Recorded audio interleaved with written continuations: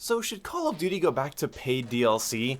Well, short answer, in my opinion, no. Long answer, though unnecessary, well, that'll just be the rest of the video.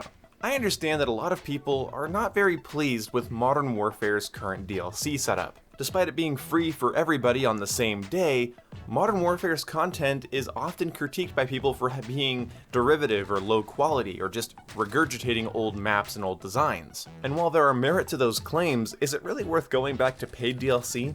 And is the lower quality of the post-launch content due to there not being a traditional season pass? Let's talk about all of that.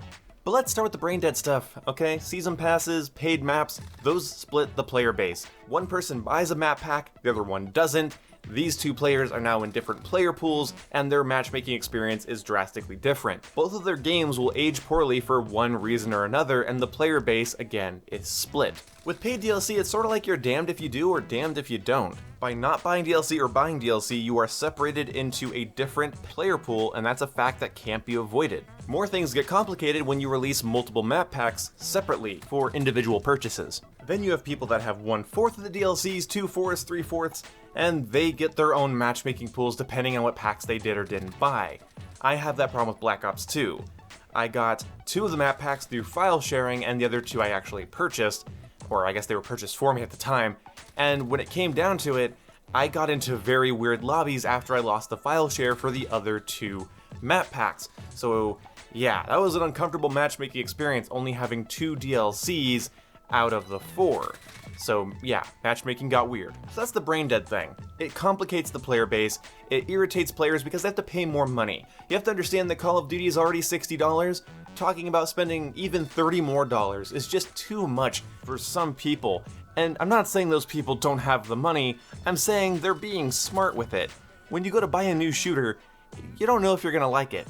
Therefore, you don't usually spend money on the DLC and the game both at once. That's why getting the version of a game that I haven't played yet with all of its DLC is super daunting. I don't know if I'm gonna like the game in the first place enough to play all the way through, let alone all of the DLC. DLC is always something I buy afterwards. I never buy games with season passes. At least, not anymore. I've made that mistake too many times, and then let's just say a $60 mistake is way easier to swallow than a $110 mistake. So take that as you will. So let's talk about those 2 topics I opened the video with. Let's start off by saying that Modern Warfare's post-launch content is low quality. I don't agree with that, but let's just say it for the sake of argument. Modern Warfare's post-launch content is low quality. So should we return to season passes, paid map packs? Would that fix the issue? No, I don't think so. Now maybe my reasoning here is overly simplistic, maybe I'm just tired, but can anybody tell me the price of a season pass? You know, like the ones in previous Call of Duty games, like Advanced Warfare, or Call of Duty Ghosts, or Black Ops 2. How much was the season pass? That's right, $50. Now, what season are we on in Modern Warfare? We're on Season 4. So, it stands to reason that people have spent $60 on the game, and if they've been playing every season and buying every battle pass, that's $40. By Season 5, we'll have already put in the $50 we would have for a season pass, but this is simply for cosmetics. This is for stickers and charms, and just stuff that is much easier to make than entire maps. Now I know some of you bought one season pass and then have been saving up your COD points every battle pass to buy the next one, which if you're doing that, smart on you.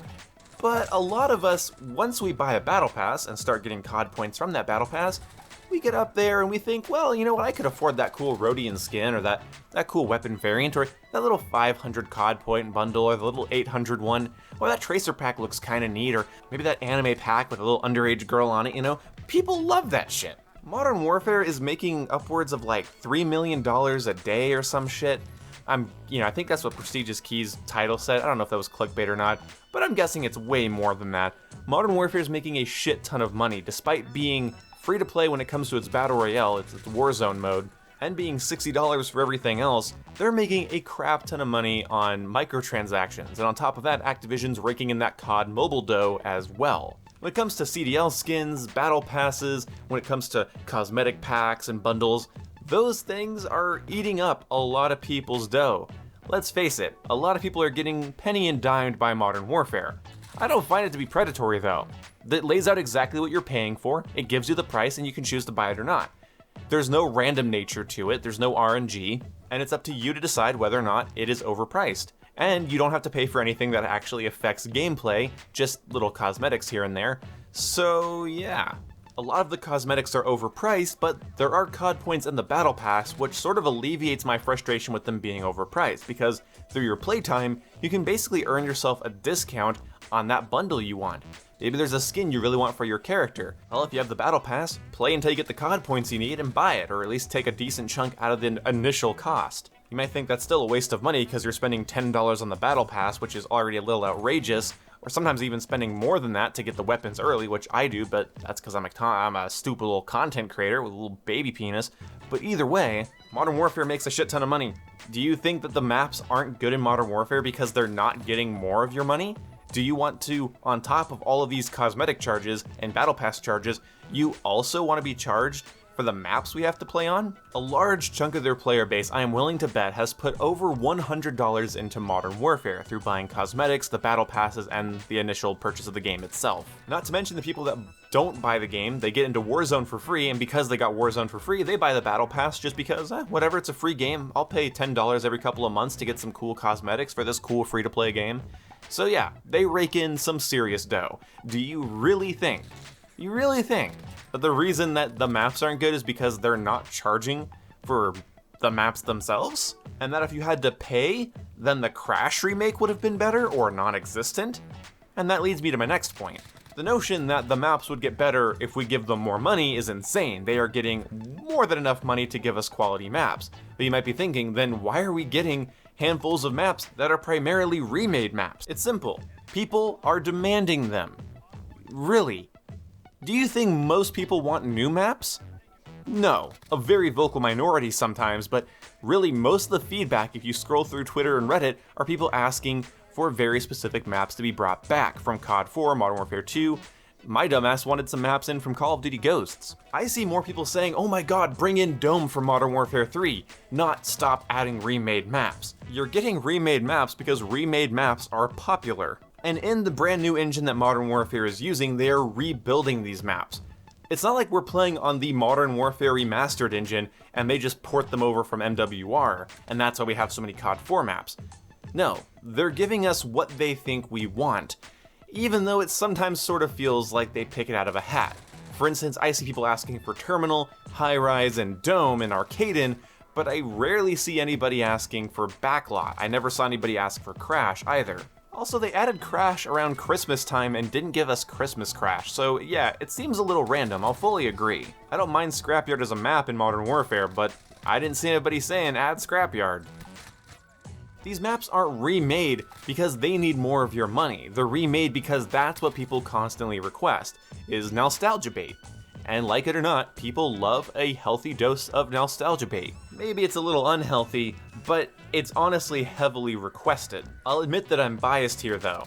I really want to see Overgrown and Crossfire. I want to see Derail and Estate. I want to see Arcaden and Resistance. Infinity Ward has designed some pretty baller maps in the past, and I am more than happy to play on them again. Modern Warfare has its own feel and set of mechanics, and I really don't mind seeing those maps remade in Modern Warfare's beautiful engine with its, again, unique Call of Duty mechanics.